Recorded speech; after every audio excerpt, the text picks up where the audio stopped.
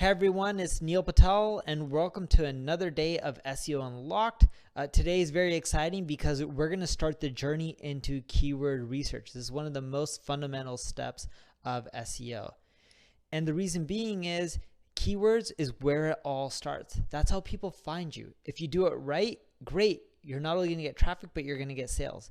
If you do it wrong, you're going to get traffic, assuming you follow all the other materials I'm going to teach you. But if you do it wrong, you're going to get traffic. But what you'll find is you won't get any sales. And I want to avoid you making that mistake. In other words, you need traffic that converts into leads or sales. And that's what this will teach you. SEO Unlocked is a 7-week course, as you already know, and we're in week 1. So let's dive into keyword research. Are you getting the right traffic? And here's one of my favorite quotes. It's from the CEO of Google. And he says, anytime you type in a keyword, as Google, we have gone and stored copies of billions of pages in our index. We take the keyword and match it against the pages and rank them based on 200 plus signals, things like relevance, popularity, and how other people are using it. Google's looking at a lot of things. So when you're doing keyword research, don't worry about the 200 factors. I know a lot of SEOs talk about them. I'm going to break it down so it's as simple as possible and you don't have to worry about each and every single algorithm change or factor in the algorithm because it's just too complicated and it's just overwhelming. As I mentioned, picking the right keywords will make you more money and picking the wrong ones will hurt you. My last startup, I was getting roughly 4 times more traffic than my competition. They're worth $800 million during their peak and we weren't even worth 1/10 of what they were worth. The reason being, I picked the wrong keywords. That just shows traffic isn't everything. Now, most people start off with Google Keyword Planner, right? It's a free tool by Google. You go in, you type in keywords, and Google roughly tells you how much traffic a keyword gets or what it costs. But there's something wrong with the approach. What's wrong with it is it tells you, hey, here's a keyword, it gets traffic or it doesn't get traffic. But it doesn't necessarily tell you the most important part. Is that traffic what your audience is looking for? Is that traffic going to generate leads or revenue? And that's why I want you to skip using Google Keyword Planner. You can use Ubersuggest. It's a tool I built. There's a free version of it that anyone can go and use, and you can get tons of keywords ideas, and it breaks it down not just based on popularity, but also what's most likely going to convert and generate you revenue as well. And there's tons of reports in it, and I'll show you how to use it over the period of this course. When you go to Ubersuggest, on the left-hand navigation side, you'll see a link that says keyword ideas. When you type it in and you type in a keyword that you're trying to go after, anything related to your space, such as like shaving or razors, it'll tell you what's popular, the cost per click, the SEO difficulty, that's the word SD, you see the abbreviation there, or PD is paid difficulty. When SEO difficulty is under 40, it's easier to rank for. When it's over 40, it gets harder and harder to rank for. Typically, when a keyword has a high cost per click, it means that people are spending a lot of money because it's generating sales. It's very rare that companies spend a lot of money to bid for that keyword in paid ads if it's not generating any sales. And on the right side of the keyword ideas report, it shows you all the people that are ranked for that keyword, how many visits they're roughly getting from that keyword, how many backlinks they have, their overall site authority. That's what we call domain score. It's a metric from 0 to 100. The higher the number, like a Google or Amazon being like a 90 plus or 100, those sites tend to dominate and rank for everything, right? When you see domain scores of less than 40, 50, it means that a lot of sites are ranking for this keyword that don't have that much authority, and it's a much easier keyword to rank for. And this will give you ideas of if a keyword is good, right? Because you have the CPC data, if it's easy to rank for because you have the SEO difficulty data. And you can also see on the right side who's ranking for it. And if you're seeing big brands going after these terms, in many cases, or even smaller competitors that you know are doing well, it tells you that it is a keyword that you should be on the lookout for. In addition to that, if you don't want to use Ubersuggest, there's many other ways you can go and find keywords out there. I recommend using a combination of all of them because the more the merrier. I love using Wikipedia, right? On Wikipedia pages, like let's say if I looked up United States, it'll mention things like other countries that are bordering us, like Canada or Mexico. It'll mention things like the Statue of Liberty or the Star Spangled Banner. Things like Wikipedia or other content pages around the web that have really detailed content can give you keyword ideas as well, because these articles are filled with lucrative keywords. So make sure when you're reading content around the web, especially on competitor sites, look at what words they're mentioning on a frequent basis. At first, you won't notice them, but when you have that thought in your mind that your competition is using keywords, you'll start noticing what they're mentioning over and over and over again. The concept of keywords is very similar to the Three Musketeers. They have a slogan, all for one and one for all. And here's what I mean by this. We call it the musketeer intent, but your intent, which is, hey, I want to rank higher on Google for a keyword, needs to be similar to the customer's intent, which is, hey, I'm looking for this keyword because it solves a problem. You want to rank because not only do you want traffic, but you need to be able to solve the customer's problem. If you solve their problem, you're much more likely to rank. On top of that, you also want to think about the influencer's intent. Why should people want to share your article on the social web or link to it? Because if you get way more people linking to you, your rankings are going to be higher. So in essence, when you're doing keyword research and creating content, and we'll go into creating content in the upcoming weeks, you need to make sure the intent aligns with each of these three groups. And don't worry about the details right now. We have worksheets and PDFs that'll help break that all down for you and teach you how to do it step by step. When you're going after keywords, it all starts by understanding your goals. Do you want to rank for the keyword because you want more sales? Or do you want your product or service to generate more leads? Or do you want to feed different sections of your sales funnel with more traffic? Do you want to build awareness? Do you just want that brand recognition so everyone knows you, like Nike or American Express? Or do you want all that organic traffic so you can remarket to those people and get them coming back to your site through ads? A journey really looks something like this. It's all scattered. Not everyone goes through all the steps, but in essence, someone's out there, they may go to a website or see a TV commercial or go back to your site or click on your ads. But in general, they're going through a journey, whether it's opening up your emails or reading the news and hearing about your company. Eventually, they all start at the same position and end up at the same position, right? They all start with having a problem or looking for something, and they all end up at the same place, which is they find the solution and they tend to do the transaction, like they buy a product or they become a lead to learn more information. But you need to remember when you're going through this, your customer is a person. They're not a robot. They're not a machine. They're real people. Like if you're selling beard products, would you really target people who are clean shaven? Of course not.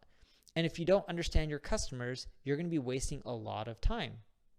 In addition to that, you need to also think about authority, right? Remember how I mentioned, hey, it's not just about you or the person searching, it's also about authority, because authority is what leads to more social shares and backlinks. And we'll go over backlinking in the up and coming weeks.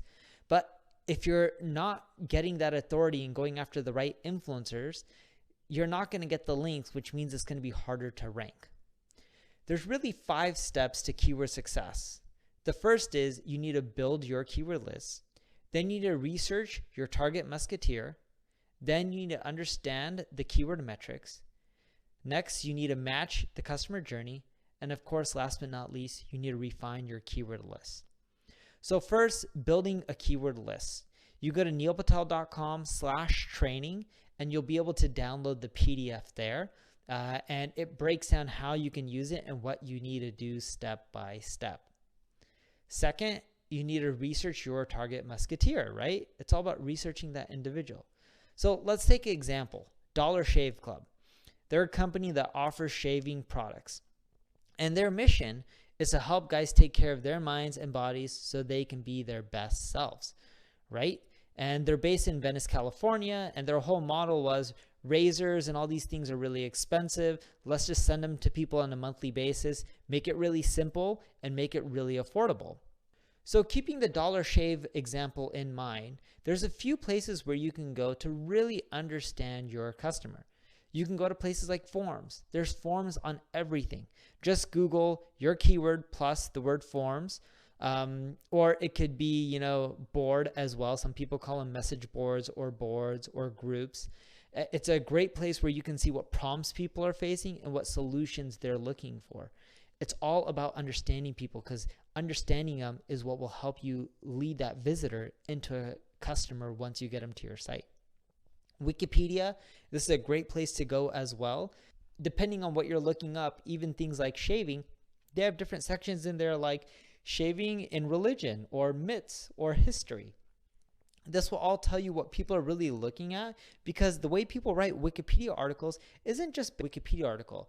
It's a community. Everyone's adjusting it, and they're adjusting that article to be the best article out there to really help people looking for information on that subject and are looking to solve their problem. Reddit's another amazing place. You can see what's upvoted. Things that are upvoted tend to be more popular, and this will give you ideas on what more people are interested in, which is great for you, because the last thing you want to do is create content and go after keywords and subjects that people aren't really that interested in. The other thing that I like doing is Ubersuggest, right? It's a tool on neilpatel.com. You can go to neilpatel.com/Ubersuggest, or in the navigation, just click on the tools link and then Ubersuggest. Type in any keyword. On the left-hand navigation, once you go to the keyword ideas report, you'll see a list of suggestions. What most people don't do is they don't click on the related tab, which I highlighted on this screen. This will give you the most amount of keyword ideas typically, and it sorts them by how popular they are, other related terms. It shows you CPC data, that's how much people are paying for them. It even tells you things like paid difficulty, that's PD, how expensive it would be if you're going to pay for that keyword. I know this is an SEO course, but I thought I would throw that in there as well. And SD, which stands for SEO difficulty. How hard is it to rank? The higher the number, which is from 0 to or 1 through 100, the higher the number, the harder it is to rank for. The lower the number, the easier it is to rank for. You can also use suggestions through sites like eBay, Amazon, Google. We pull a lot of this into Ubersuggest as well automatically, so that way you don't have to do much. You can also look at questions, and questions are, what questions are people asking around this subject? Like, can you bring a shaving razor on the plane, right? That's an example of a question that someone may be searching for that you can answer. Another tool that I love, this is one of my favorite ones, and I use this like once every 3 days at least. It's Google Trends, because you can type in keywords and it'll tell you what's trending. And this is great because you want to know where the market's going. You don't want to just be reactive as a marketer or as an SEO. You want to be proactive and going after areas that people are going to be more interested in the future. And Google Trends shows you that, right? It shows you what's trending and what's becoming more and more popular over time. You can also correlate intent through prepositions. So again, on the keyword ideas report on Ubersuggest, there's a prepositions tab, like shaving with razor bumps, right? And these are all long-term opportunities that you should be trying to rank for, because these long-tail keywords, a lot of people aren't thinking about them. And yes, they don't drive the most amount of traffic today, but 6 months from now, a year from now, it adds up and it can drive quite a bit in conversions. There's also Quora. It's one of the most popular question and answer site. You can see what's popular. Whatever has tons of answers, people are probably interested in that subject and are looking for answers as well. I like Amazon reviews as well. This gives me an idea of what people think, what they like, what they dislike, what I need to really cover when I'm trying to find the right keywords that appeal to my ideal audience. Then, of course, there's social shares. So on Ubersuggest, whenever you type in a keyword, on the left-hand navigation, there's a navigation button called Content Ideas. This shows you all the popular blog posts around the web on that subject, and it breaks it down by social shares. So you can see the ones that have the most social shares at the top. Then it also looks at backlinks, who's linking to them, and estimated visits. And the estimated visits is how many visitors is this article getting from Google specifically. So I love looking at this because it tells me what traction content has, and it shows me that, hey, these keywords are better than others. Hey, these keywords do really well for the social web because it has a lot of shares, and these other keywords do better for Google search. The results, right? The other thing that you can do is just Google for the term and look at the results in the top 10. This will give you an idea of, hey, these are what people want to read about. because Google doesn't just rank sites at the top based on what keywords they put in or what links are pointing to their website. As the CEO of Google mentioned, they look at things like popularity, experience. So if a lot of people are reading an article and they stick around for 10 minutes versus they read another article from a competitor and they stick around for 2 seconds and they bounce away, what do you think is going to happen? Well, the one where everyone's sticking around for minutes, that one's going to rank higher. But the one where people bounce away within 2 seconds, it'll tell Google that, hey, doesn't matter how many links this has or what their content's about, people don't like this result, so we shouldn't rank it that highly. Now, one thing I really want you to do, and this is one of my favorite tactics, but a lot of SEOs don't do this, I want you to set up Facebook audience insights, okay? This doesn't mean you're going to be spending money on Facebook or you have to run ads or anything like that. Don't worry. See, what's cool about Facebook audience insights is they'll tell you exactly all the people who are visiting your website, what they like, what their interests are, so that way you can do better targeting. And the way you figure this out is you can look at Facebook's pixel guide and install their pixel. When you install their pixel, what will happen is they're going to end up tracking the data on your website, and they'll end up giving you like the demographic data on the people who are visiting your website so you can see their interests, and it'll help you determine what keywords you should go after. So step one, log into Facebook and click on pixels. And once you end up doing that, the next step is you click get started. And then from there, after you create your pixel, then you want to name your pixel, whatever you want to call it. You can just name it the name of your site. Then from there, you want to email it to a developer to install it, or you can install it yourself. It's kind of like installing Google Analytics. And then step 5 is view and copy the code into the head of your site. And once you end up doing that, you're off into the races. And then boom, within time, you'll be able to see that, hey, Facebook is telling me audience insights. And if you want to track to see if you did it right, there's also a Chrome extension that you can install, and it'll tell you if you did it right or wrong. All right, now that you're starting to collect data on your ideal customers and the people visiting your website so you can learn more about them, you also want to check for what keywords you already rank for, right? You may be ranking for something already. I rank for a ton of keywords because I've been doing this for a long time. So people are like, hey, Neil, it's easy for you, but hey, when you're a new website, and even if you get 10, 20, 50, 100 visitors, hey, it shows up in Google Search Console. So you should be using Google Search Console. It's free. It shows you that data. The other thing that you can end up doing too is you can go to your competition or your own website and you can type it in to Ubersuggest and go to the Traffic Analyzer Overview. And when you click on the keywords box, it'll take you to a report that breaks down all the keywords that website ranks for. And this is really useful because it'll tell you, hey, this is a good keyword. Look at all the traffic they're getting for. Here's their position. Here's their search volume. It'll help give you more ideas as well. The other thing that you can do, and this is what I love doing, is I like setting up a project on Ubersuggest, and I put in my own website, or you can put in your competitor's website. I generally recommend that you put in your own website. It'll show you their estimated organic monthly traffic, their monthly backlinks, if it's growing or declining, the referring domain names. And what's cool about this is you can track their rankings over time and seeing if they're going up or down and compare it to yours as well.